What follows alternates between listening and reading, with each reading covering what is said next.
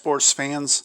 In this segment, I'm going to discuss, and I mispronounced his name in the first segment, I apologize to Mr. Nurmagomedov. His name is pronounced Khabib, even though it starts with a K, Nurmagomedov. Talk a little bit about his win over Justin Gaethje, as well as his subsequent retirement right afterwards. I admit I don't know a lot about him or his career, as I just heard about him within the last year or two.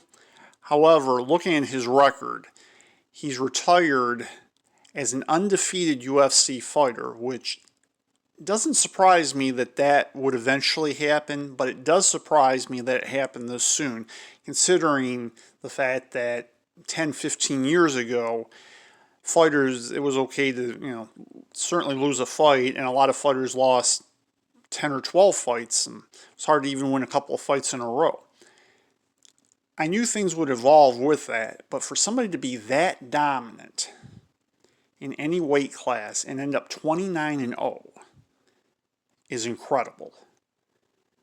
And I remember Anderson Silva, and I thought he was really something. He was. And John Jones is really something. I've heard a lot about him, although I'm not as impressed with him, mainly because of his drug use and some other things about him that I don't really care about with him, or I think you have what I'm saying. Anyway, I hope you do. For somebody to be as dominant, and mind you, not only did Khabib Nurmagomedov not lose a fight, he only lost 2 rounds in his career. One on Saturday to Justin Gaethje, and then I forgot who the other one was. I believe it was to Conor McGregor.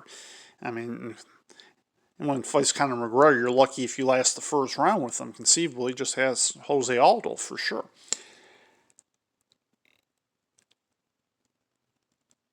I wish I would have gotten to see more of his fights, and maybe in retrospect I will.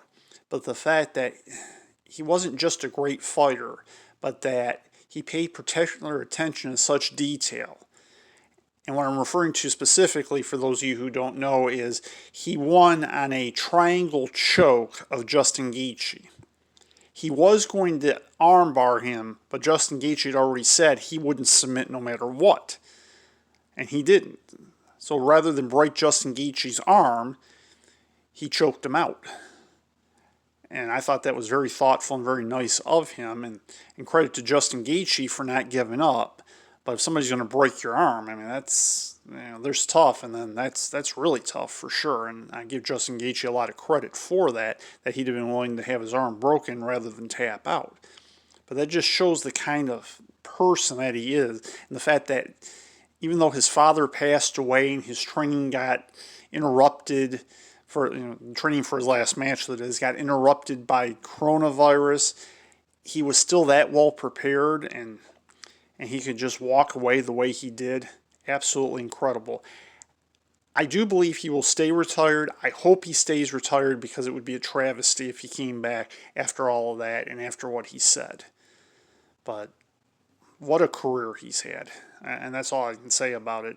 I'm sure at some point in time there will be a fighter who's better than he is, but I don't know that it'll occur anytime soon, for sure.